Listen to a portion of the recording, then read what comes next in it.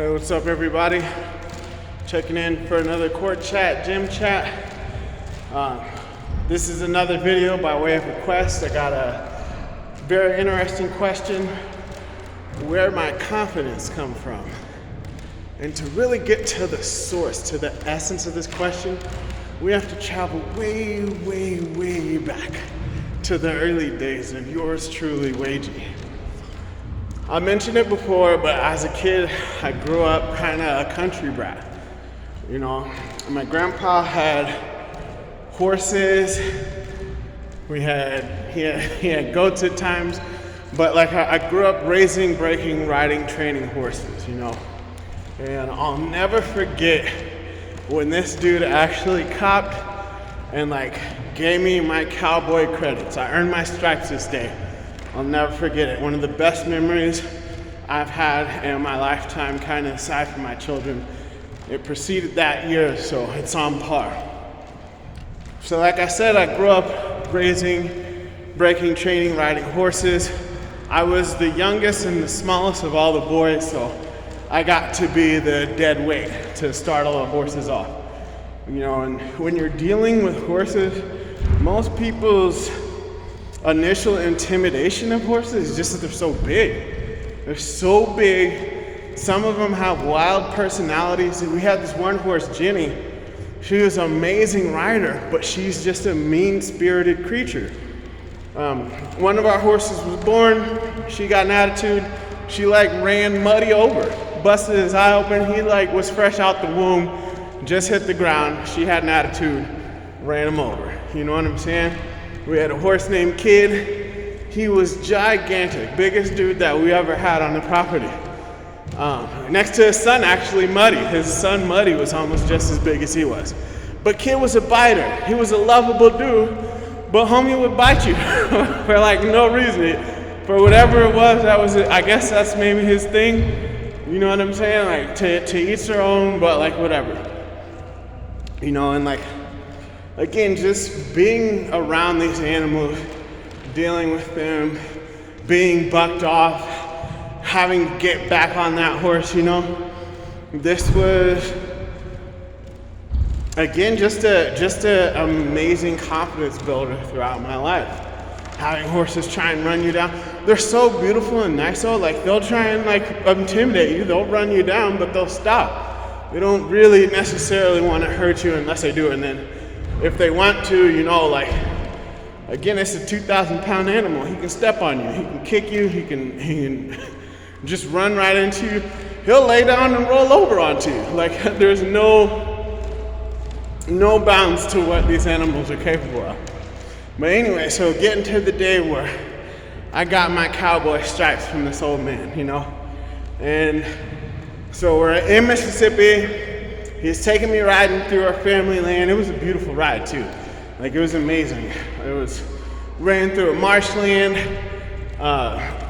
just a bunch of open field. There was a bunch of wildlife and turkeys everywhere. It was just, the sun was just right, cresting over the hill, illuminating everything. You know, you had the fog coming out of the trees. Like, it was just a beautiful experience. I'd never been through it before. One of the horses I was riding on, we got to ride through, like I said, it was like a marshland. The beavers had dammed up a stream, so it created like a wetland area. Never been riding through that, so like it was just cool. But prior to this, we had a bit of trouble before we got out on the ride. Knew this horse, knew him since he was a baby. His name was Ike. He's a great animal. He was tall. He was an Arabian mix. He was super tall for his size, but he was skinny, you know what I'm saying? And like, again, I grew up with this dude. Like, I known him since he was like a colt, like a baby, you know? So he saddles me up on him. He's taking out Bob. Bob was a show horse. Bob was a pin. He is a little thing, but he had a bunch of flair. He definitely had BD. You know what I'm saying? Also, Kid's son. So like, they were brothers. So we got the brothers out, and then we're riding. We get them out of the field. We're riding down the road, and when we get to the end of the road, Ike's like done. He's like, I'm not going no further, homie. Like, don't stop. Like, we're done. This ride is over. I don't want to do it. You know, and like at this point, like I've been riding for years. Like, I know what I'm doing.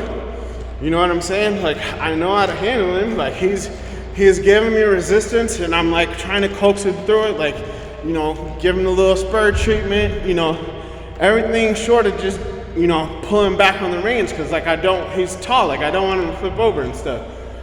But like, you know, I'm up here holding. I got the horn. I got the reins on the horn, and like I'm holding while he's bucking around and resisting. You know, and eventually, like, he kicked me off, man. He actually kicked me off. And I'll never forget this. My grandpa shook his head at me, man. He was like, you don't know what you're doing, boy. I was like, Grant, you kidding, man? Like, I know what I'm doing. Like, homie don't want to go. Like, I can't make him. If a horse don't really want to do something, there's nothing you can do. There's nothing, you can't whoop him enough. I seen Stallion Spirit of the Cimarron. I know it. You know what I'm saying? So like, he bucks me off, and of course, you know, old man, he's got to show me that I was doing it wrong. So I'm like, I can't wait to see this. And sure enough, he gets up on that bad boy, immediately meets resistance. You know what I'm saying? But he's doing good. He's for an old man, he's holding on and doing, you know, holding his own. But eventually, old man hit the ground, dude. You know what I'm saying? And I got concerned too. I'd never seen him hit the ground before. I was like, oh shit. I had to run up and check him. He felt kind of weird too. Like, he slid off the back and he landed on his feet, then kind of tumbled over a little bit. Thankfully, it happened like in the grass, so it wasn't like on the gravel road. But I still, like, it's my grandpa, you know? I'm like, you okay? Dude got up, and I was like, I guess he don't want to go, Tiger. I was like, no shit, Grandpa. Like, I told you, like, I know what I'm doing. You know what I'm saying? But like, that was the day where I got my stripes. I earned my cowboy stripes from this man, and I've been riding since I was like 5 or 6, my guy. Know how to saddle a horse, bridle it, all the fun stuff. Know how to dress him up, put him away. I know a lot about equestrian lifestyle and like what they need, how to care for them, blah, blah, blah, blah, blah. The man taught me a bunch. He also taught me how to fish. But this particular day, again, we both hit the ground that same day from the same animal. I got the pat. He said, good job, Tygo.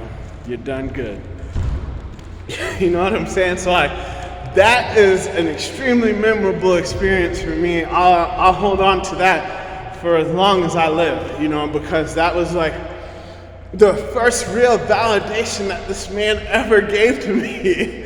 You know what I'm saying? And what it took for him to actually concede the fact that I wasn't just scared or something. You know what I'm saying? Like, homie didn't want to go anywhere. But anyway, to touch base on the rest of this, like, the rest of the ride was beautiful. So, okay, the other thing that happened, so we put Ike up, and he brought me out a one-eyed, this horse was blind and one-eyed, and she had a colt. She was an amazingly smooth rider too. She is super good, super talented.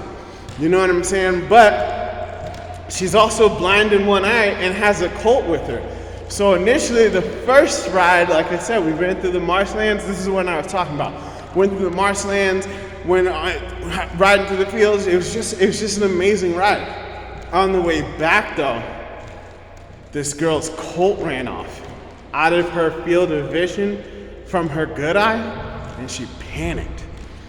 And she started running up this dirt path that had like ditches and stuff in it. So I'm saddled up. Again, I'm riding the horn. I'm up in the stirrups, like I'm taking these, pounces. Then next thing I know, homegirl's face, like her whole head disappears. And it happened so fast. In the back of my mind, I'm just like, this is bad. My feet are in the stirrups. There's no time for me to get out. I'm face planting as this is going through my head, but thankfully I land in soft, wet mud. You know what I'm saying? and somehow my feet don't get caught in the stirrup. The horn doesn't hit my back. So many things happen in succession that like are a blessing to intest. I've been lucky a lot throughout my life, dog. You know what I'm saying? Like a ton of things have happened that have had me blessed up throughout my life. So yeah, the horn of the saddle didn't hit me in the back. She didn't really even roll over on me. My feet didn't stay in the stirrup. She rolled over me, and then somehow when she got up, didn't stomp me out. I was like, he's like, oh man, you did it again. I was like, what? Like, what do you want from me? Like, this is not my fault. But like, he cowboyed up. He got his, I don't even know where he pulled a lasso out from, but he went and got the colt. And your boy got back up on that horse. You know what I'm saying? It wasn't her fault. Like, I understood the situation. The rest of the ride was cool. But yeah, I hit the ground twice in one day. Me and him fell off the same horse, and like, I earned my stripes that day. I'm a genuine certified cowboy from one cowboy to another. You know what I'm saying? And that's like just kind of the basis. There's been other things throughout my life that have built confidence. You know, just the things that I've done, achieving the success of being a dad. You know, I told you about all my hustles that I had when I was a kid. Like, I've always kind of understood finances and like how to, you know, make myself an asset. There's a ton of things that build that confidence. Destroying my credit and rebuilding that shit. I went from like a 5-something to a 7+ in like what was it, like a 90-day period. Maybe it's 6 months. I can't remember. This happened a couple years ago, but like, I did it so fast. My banker called me up after hours and was like, dude, I'm proud of you. You know what I'm saying? So there's just been weird kind of things that I've gone throughout my life that, you know, again, eventually I didn't need the validation of anybody else. It's like, I know what I'm doing. The marks that I'm checking off that nobody's really telling me to, dude, I've been crushing it. You know what I'm saying? I've been crushing it. And like, it's easy to hold those things in my heart now because, you know, again, seeking that validation from other people proves useless. But no matter what, even if I wasn't getting that from the people that I wanted to, I'm still checking these marks. I'm still hitting these goals. Your boy is still like progressing in a positive fashion for myself of my own volition through things that I decide what to do. You know what I'm saying? So like, that's where my confidence comes from. And it's just something that is now so ingrained in me that you can't take it away. These are experiences that have very little to do with anybody else. You can't take these experiences away from you. So the world can, has, and will push me around, but I'm down to weather these storms. I'll look them right in the face and run on them. I'll get knocked off of that horse. I'll get right back and I'll get up and I'll get right back on it. You know what I'm saying? I know what I'm capable of. This is why you see me here. This is why I continue to do these things and make sure that I'm on my path. I know what I'm capable of, and I will continue to strive and thrive and be vibrant, exciting, and willing to assist for myself first, and then be better for the people that are around me. And I encourage you to do the same. If you want to share in the comments where some of your confidence might have come from, feel free to do so. If you made it through this video, I appreciate that. If you're looking for anybody that you might want to reach out and connect with, if you're going through a particular situation, you just might need an ear, there's contact information for me in there. If you want to hear me expound on any topics that I've touched on before, again, same thing, contact information is in there. I've had a couple requests for videos on information that I've touched on, again, like this one, that they want me to expand on. So I encourage you guys to build confidence in yourself, set goals for yourself so that you can start to build that confidence so that it can grow from within and doesn't really need to be validated from anything outside of yourself. I want that for you. And, you know, again, if you need somebody to communicate with along the way, I'm happy, just reach out, you know. And on that note, Wagy's out.